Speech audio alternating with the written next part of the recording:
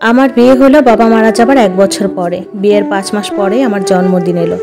আমার স্বামী নিলয় জন্মদিনে আমাকে গিফট দিল একটা সোনার রিং আর একটা নীল রঙের শাড়ি, সাথে একটা কেকও আনলো সবাই মিলে খাওয়ার জন্য। সন্ধ্যায় উপহারের বক্স খুলতেই দেখলাম আমার শাশুড়ি আর ননদের চেহারায় যেন আষাঢ়ের মেঘ জমেছে। নিলয় আমাকে রিং পরিয়ে দিল। সবাই মিলে কেক খেয়ে যে যার রুমে চলে আসলাম। রাতে খাবার জন্য আমি সেদিন fried rice, chilli chicken, chicken fry, vegetable বানালাম। খেতে বসে শাশুড়ি আম্মা আমাকে বললেন, রাইফা, নিলয়ের আনা শাড়িটি নীলাকে দিয়ে দিও, নিলয় তোমাকে আরেকটা কিনে দিবে পরে। নীলার খুব পছন্দ হয়েছে শাড়িটি। মায়ের বাধ্য ছেলে হওয়ায় নিলয়ও আমাকে বলল দিয়ে দিতে শাড়িটি, হাতে টাকা হলে নিলয় আমাকে আরেকটা কিনে দিবে। আমার চোখে ভেসে উঠলো অনেক বছর আগের সেই দৃশ্য। আমি জোর গলায় বললাম, না মা, এই শাড়ি আমি দিতে পারবো না, এটা আমার গিফট, আমার স্বামী দিয়েছে। আপাকে ওনার ভাই না হয় কিনে দিবে হাতে টাকা এলে। বিস্ফোরিত চোখে সবাই আমার দিকে তাকালো। আমি শান্ত থেকে বললাম, আমার বাবার দীর্ঘদিনের শখ ছিল মায়ের জন্য কচু পাতা কালার অরিজিনাল একটা জামদানি শাড়ির। বাবা একবার চাকরি সূত্রে টাঙ্গাইল গিয়েছিলেন। তাঁতিদের হাতে বোনা একটা কচু পাতা কালারের একটা জামদানি শাড়িও বাবা কিনেছিলেন মায়ের জন্য। মায়ের গায়ের রং একেবারে ফর্সা, দুধে আলতা রং যাকে বলে। ছোটবেলায় স্নো হোয়াইটের গল্প শোনার পর আমি ভাবতাম আমার মাকে দেখলে স্নো হোয়াইটও লজ্জা পাবে। বাবাও তাই শখ করে মায়ের জন্য সেই শাড়িটি কিনেছিলেন। কিন্তু মায়ের ভাগ্য খারাপ, অথবা বলা যায় বাবার সাহসের অভাব। বাবা 3 ফুফুর জন্য 3টি জামদানি শাড়ি এনেছিলেন। দাদি এসব শাড়ি পরে না বলে দাদির জন্য একটা সুতি শাড়ি কিনেছিলেন। কিন্তু দাদির পছন্দ হলো মায়ের জন্য নেওয়া শাড়িটি। সরাসরি বলে বসলেন, আমার জন্য এটা কেমন শাড়ি আনছস তুই আমির? না না, এসব শাড়ি তো মজনুর বউ পিনতে। মজনু রিক্সা চালায়, এরকম শাড়ি কিনে ওর বউর লাগা। আমার পোলা তো রিক্সা চালায় না, আমি তোর বউয়ের জন্য আনা শাড়িটা নেবো, ওইটা আমার ভাল লাগছে। বাবা মায়ের মুখের দিকে তাকালেন একবার। মা হাসি মুখে শাড়ির প্যাকেটটি দাদির দিকে এগিয়ে দিয়ে বললেন, আপনি নিন আম্মা, আমাকে আপনার শাড়িটি দিন। আমার এসব শাড়ি পরতে ভালো লাগে না, অভ্যাস নেই। সুতি শাড়িতে আরাম লাগে আম্মা, কাজ করতে সুবিধা হয়। বড় ফুপু টিপ্পনি কেটে বললেন, বাপের বাড়িতে এসব দামি শাড়ি পরলেই তো অভ্যাস থাকবে। বাবা বলতে পারলেন না কিছু কাউকে। তখন আমার বয়স কত আর? 15 বছরের আমি স্পষ্ট দেখলাম মায়ের বিবর্ণ হাসি মুখ, উষ্টু টলটলে চোখ আর বাবার পরাজিত মুখ। পরের ঈদেই দাদি শাড়িটি বড় চাচিকে দিয়ে দিলেন, ওনার এসব পরতে ভালো লাগে না বলে। বাবা অ্যাক্সিডেন্টে পা হারালেন সেই বছর। মায়ের জন্য আর জামদানি শাড়ি কেনা হলো না। চাচি প্রায় সময় শাড়িটি পরে। সেই শাড়ি দেখলে মায়ের কেমন লাগতো জানি না, কিন্তু আমার বুকের ভেতর একটা ক্ষোভ মাথা চাড়া দিয়ে উঠত। আমি তখন থেকে আমার দাদি চাচিকে অপছন্দ করা শুরু করি। বাবার ঔষধ, ছোট ভাইয়ের স্কুলের বেতন, বড় আপার বাবুর দুধ কেনার, ঘরের জন্য নামমাত্র বাজার করা, সবই তো মাস শেষে আমার টিউশনির 3000 টাকা আর বড় আপার একটা কিন্ডারগার্টেন স্কুলে পড়িয়ে পাওয়া 4000 টাকা বেতনে হতো। এই টাকার মধ্য থেকে আমার উপায় ছিল না মায়ের জন্য এরকম দামি একটা শাড়ি কেনার।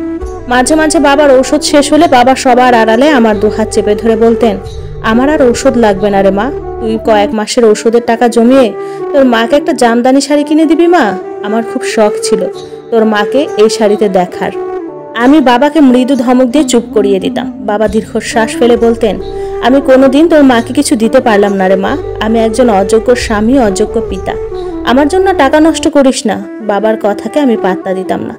তবে বাবা ঘুমিয়ে গেলে মাঝে মাঝে বাবার পায়ের পাশে বসে বলতাম, তুমি আমার জন্মদাতা বাবা, তোমার জন্যই তো এই পৃথিবীতে আসতে পেরেছি আমি। বুক ভরে এই পৃথিবীর তাজা বাতাস শ্বাস নিতে পারছি বাবা। তুমি অযোগ্য নও বাবা, অযোগ্য বা আমি বাবা, তোমার একটা ইচ্ছে আমি পূর্ণ করতে পারছি না। বাবা মারা গেলেন সেই বছরই। সাথে করে নিয়ে গেলেন এক বুক আফসোস। স্ট্রোক করে মারা গেলেন বাবা। মারা যাবার আগ মুহূর্তে আমার হাত শক্ত করে চেপে ধরে বাবা বললেন, মারে একটা শাড়ি। বাবার সেই অব্যক্ত কথা আমি জানি। বাবা মারা যাবার পর মা নিজেকে মুড়িয়ে নিয়েছিলেন বিবর্ণ বস্ত্রে। ইন্টার পাস করার পর আমার একটা ছোট চাকরি হলো। প্রথম কয়েক মাসের বেতনের টাকা জমিয়ে আমি মায়ের জন্য একটা কচু পাতা রঙের জামদানি শাড়ি কিনেছিলাম। সেই শাড়ি বুকে জড়িয়ে ধরে মা বললেন, এখন আর কি হবে রে মা এই শাড়ি দিয়ে? আমাকে এই শাড়ি পরনে দেখতে চাও মানুষটা তো নেই। এখন আমি অপেক্ষায় আছি কাফনের কাপড় পরার। আমার কান্নারা গলায় দলা পাকিয়ে আটকে ছিল। মার সেই শাড়ি কখনো পরেনি, আমরা আর জোর করিনি।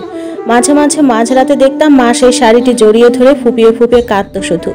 বাবা মারা যাওয়ার 8 মাস পর দাদি মারা যান। মাকে দেখেছি দাদির সব দায়িত্ব পালন করতে সুষ্ঠুভাবে, কিন্তু দিন শেষে একটা দীর্ঘশ্বাস ফেলে বলতেন, তোর দাদির জন্যই তোর বাবা একটা আফসোস নিয়ে দুনিয়া ছেড়ে গেছেন। আমি কখনোই তোর দাদির নিষ্ঠুরতার কথা ভুলবো না। আম্মা ভেবে দেখেন, এরকম গল্প আপনার জীবনেও আছে।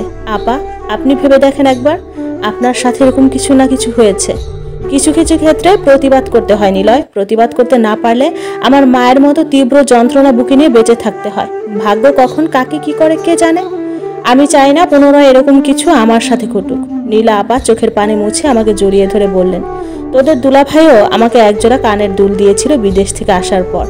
আমাকে পরিয়ে দিয়ে বললেন, এই দুলজোড়া দেখে আমার তোমার কথা মনে পড়েছে নীলা, তোমাকে খুব সুন্দর লাগছে, সবসময় এই দুলটা পরে থেকো, আমি মন ভরে দেখবো তোমায়। কিন্তু আমার শাশুড়ি সেটা পছন্দ হয়ে গেল।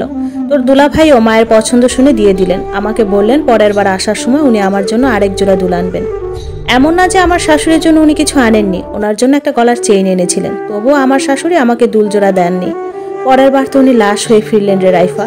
আজও আমার মনে পড়ে আমার স্বামীর পছন্দ করে আনা সেই দুলের কথা। সেই দুল আমার শাশুড়ি তার বড় মেয়ের ঘরের বড় নাতনিকে দিয়ে দিয়েছেন।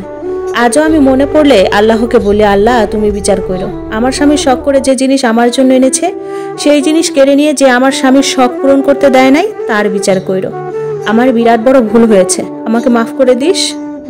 সেদিন যদি আমার বাবা অথবা মা কেউ একজন জোর গলায় প্রতিবাদ করত, তাহলে আর বাকি জীবন দুজনকেই আফসোস করতে হতো না।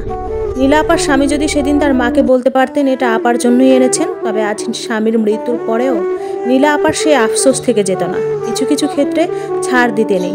প্রিয় মানুষের দেওয়া কিছু ছোট ছোট জিনিসও একান্ত ব্যক্তিগত হয়, যার ভাগ কাউকে দেওয়া যায় না, সে যতই আপনার লোক হোক। সম্পর্কের মধ্যে তিক্ততা এমনি এমনি আসে না। এই ছোট ছোট ব্যাপারগুলো জমতে জমতে মনে একসময় তিক্ততার মহাসাগর বানিয়ে ফেলে। সহজ সম্পর্ক তখন জটিল মনে হয়।